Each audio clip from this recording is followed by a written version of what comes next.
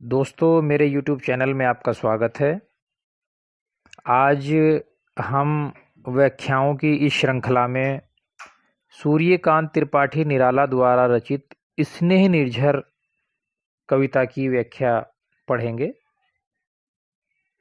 जिसमें कवि ने समय की महत्ता को दिखाया है कि किस प्रकार सुख के समय सभी मनुष्य के पास होते हैं और दुखद स्थिति में कोई व्यक्ति का साथ नहीं देता। इसने निर्झर बह गया है, रेत ज्यों तन रह गया है। आम की यह डाल जो सूखी दिखी, कह रही है अब वहाँ पिक या शिखी नहीं आते।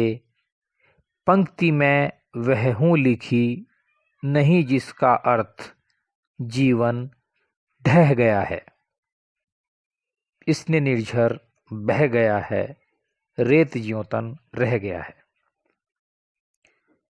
कवि कह रहा है कि इसने अर्थात प्रेम का भाव धीरे धीरे समाप्त हो रहा है।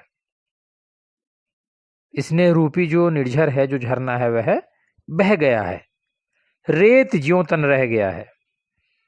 कवि को लग रहा है कि रेत रूपी उनका जो शरीर है उसमें किसी प्रकार का रस नहीं है, अर्थात उमंग नहीं है, उसमें नीरसता छाई हुई है। आम की यह डाल जो सूखी दिखी, कह रही है अब वहाँ पिकिया शिखी नहीं आते। पंक्ति में वह हूँ लिखी, नहीं जिसका अर्थ जीवन ढह गया है।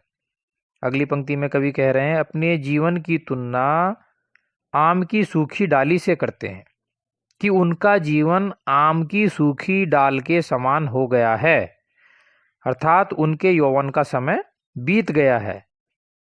इसी कारण अब उस सूखी डाल पर कोयल और मोर नहीं आते।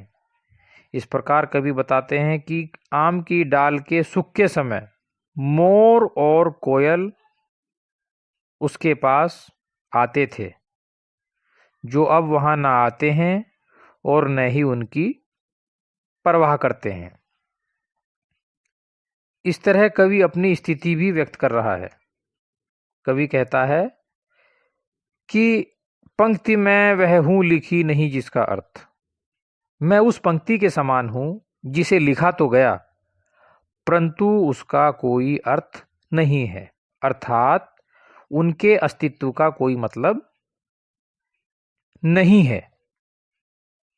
आगे कवि कहते हैं, दिए हैं मैंने जगत को फूल फल, किया है अपनी प्रभा से चकित चल, पर अनश्वर था सकल पल्लवित पल, ठाठ जीवन का वही जो ढह गया है। कवि कहता है कि उन्होंने अपने यौवन काल में दुनिया को अपनी रचनाएं दी हैं। जिस प्रकार एक पेड़ अपने फल और फूल देते हैं, कवि कहता है कि मैंने अपनी रचनाओं से लोगों को प्रभावित किया और अपने यौवन काल को याद करते हुए आगे कवि कहता है कि मैंने फल फूल दिए और अपनी प्रभा से सबको चकित भी किया, लेकिन मुझे ऐसा लगता है कि वो सब अनश्वर था। कहने का मतलब यह है कि युवावस्था में मैंने समाज सेवा, देश सेवा, परोपकार सब कार्य किए, लोगों के सामने अपना आदर्श रखा, लेकिन समय की गति ने सभी कुछ धुंधला कर दिया। जो जीवन का जो वो ठाठ था वो अब ढह गया है, अर्थात समाप्त हो गया है। अब मैं बूढ़ा हो गया हूं। अब नहीं आती पुलिन पर प्रियतमा, श्याम तृण पर बैठने को निरूपमा, बह रही है हृदय पर केवल अमा, मैं अलक्षित हूं यही कवि कह गया है। आगे अपनी स्थिति का चित्रण करते हुए कवि कह रहे हैं कि प्रियतमा अब मुझे मिलने नहीं आती, अर्थात अब नए विचार भी मेरे पास नहीं आते। वह मानसिक और शारीरिक रूप से इतने जर्जित हो गए हैं कि उन्हें अब कोई नया विचार नहीं सूझता। कवि कहता है कि हरी हरी घास पर प्रेमिका के माध्यम से कविता को व्यक्त करते हुए कभी प्रियतमा उनका इंतजार किया करती थी। अब उनकी कविता में भी उन्हें त्याग दिया है। कवि कहता है कि मेरे हृदय में अब अमावस्या छाई हुई है, अर्थात अंधकार छाया हुआ है। वह अलक्षित हो गए हैं, अर्थात अदृश्य के समान हो गए हैं। उनके होने और ना होने से अब किसी को कोई फर्क नहीं पड़ता। कहने का तात्पर्य यह है कि जीवन अब अकेला हो चुका है। समय और समाज कवि का साथ छोड़ते जा रहे हैं। अंधेरे में भटकी हुई इकाई के समान ही अब कवि का अस्तित्व शेष है।